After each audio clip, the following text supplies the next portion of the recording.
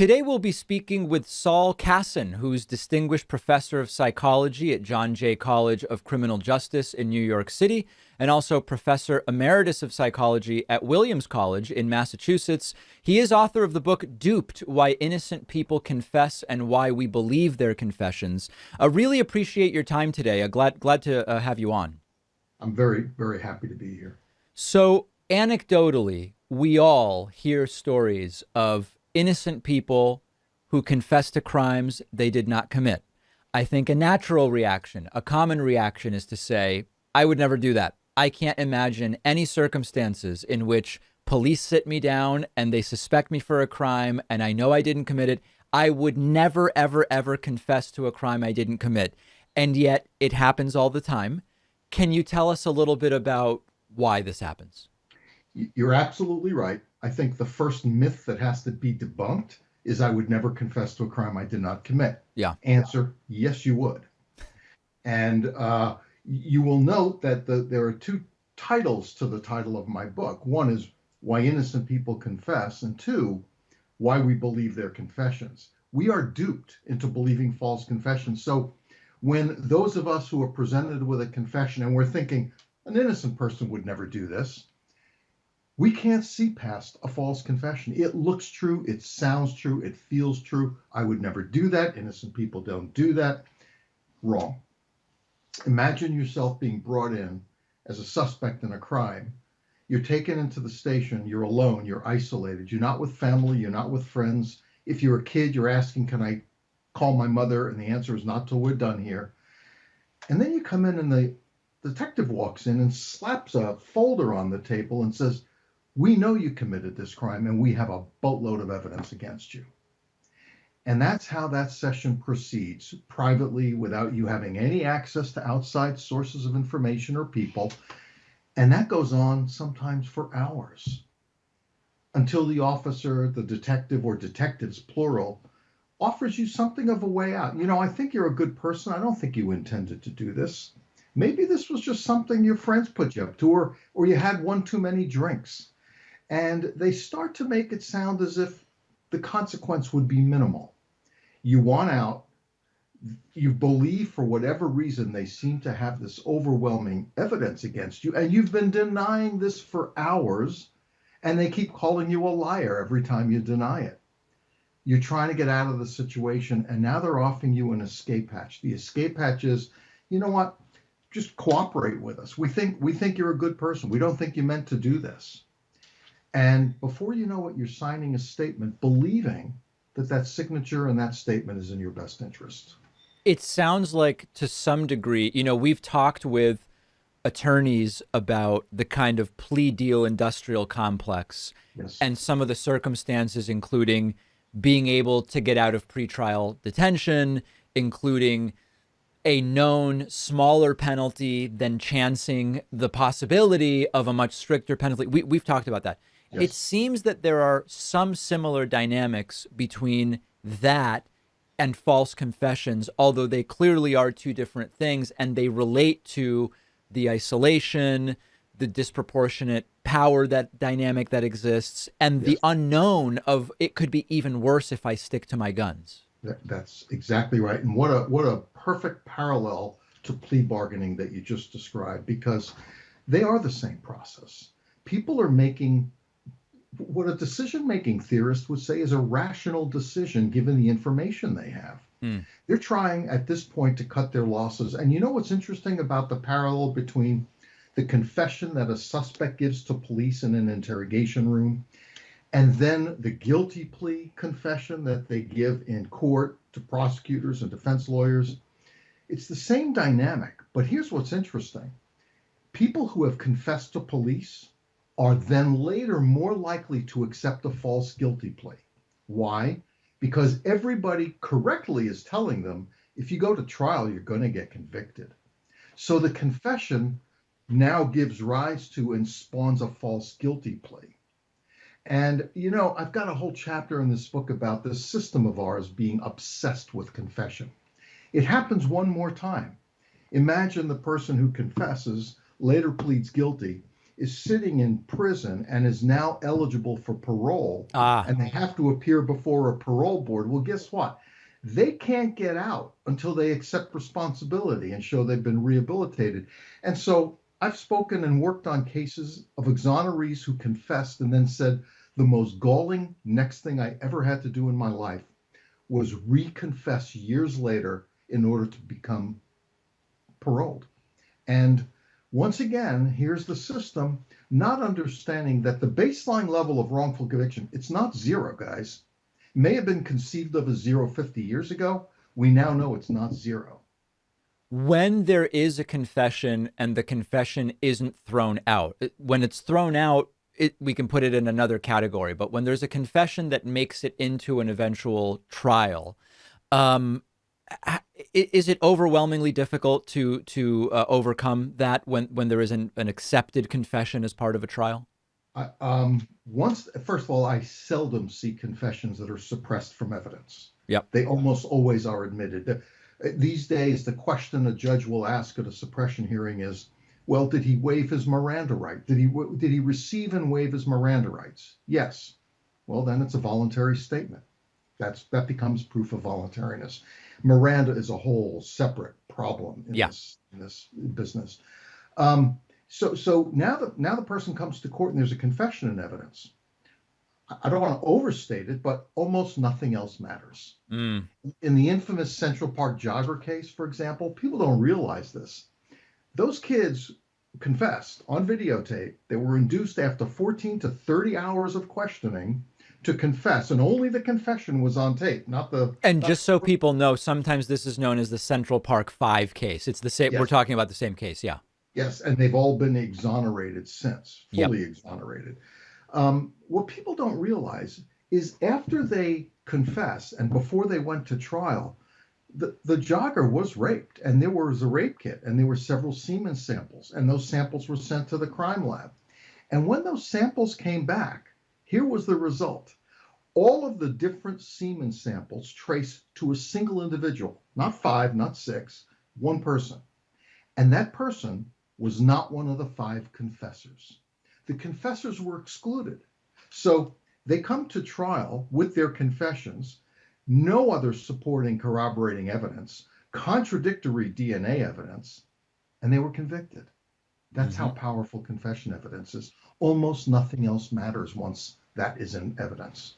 As a general question, how relevant in these situations is some level of education as well as the financial access to a lawyer?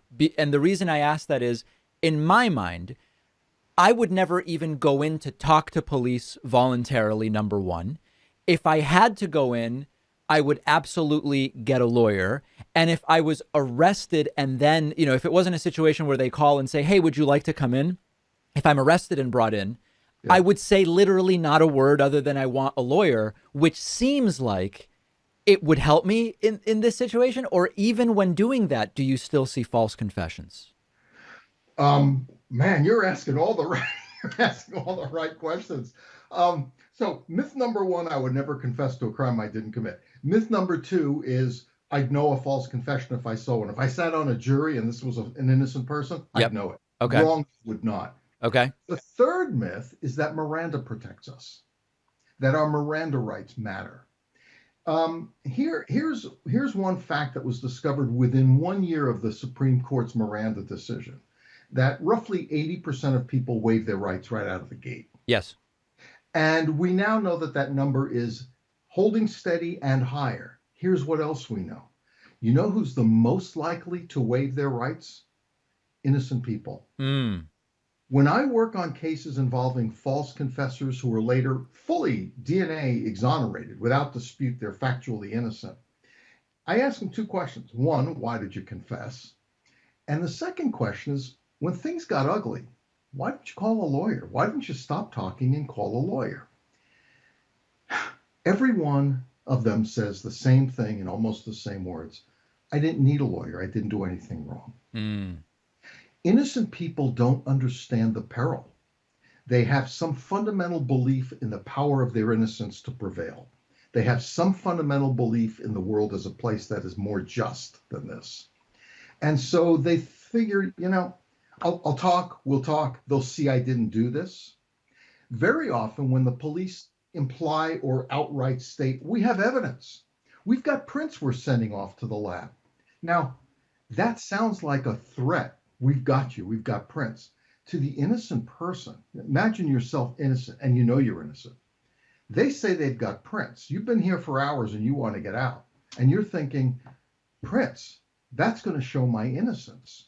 To the innocent person, that threat, that bluff of having evidence is a promise of future exoneration. Mm. And so they think, okay, I've been here for 19 hours. I can't take it anymore. Where do I sign? And when the prints come back, you'll see I didn't do this. I don't So, know the law around, you mentioned 19 hours, 13 hours, 14 hours. This is sort of an interlude, but I don't know the law around that. But if you ask for a lawyer right away, is a lawyer going to allow you to be there for 19 hours, or does a lawyer prevent that from even becoming the situation? a lawyer seldom, people seldom ask for a lawyer right away. And part of it too is, and this gets to some points about Miranda. First of all, people don't fully understand their rights.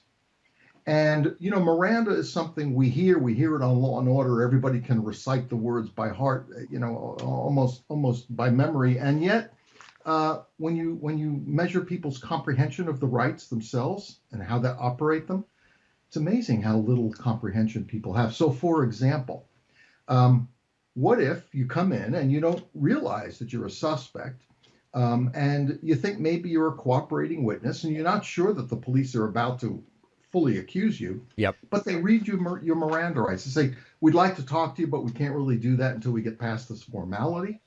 And so I'd like to read your rights. You've heard them a million times before, but you have the right to remain silent. Anything you say can be used against you.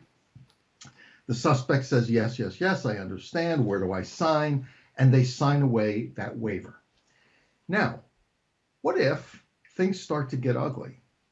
Ask the average person, are you able, once you've signed a waiver of your rights, are you able to re-invoke them later?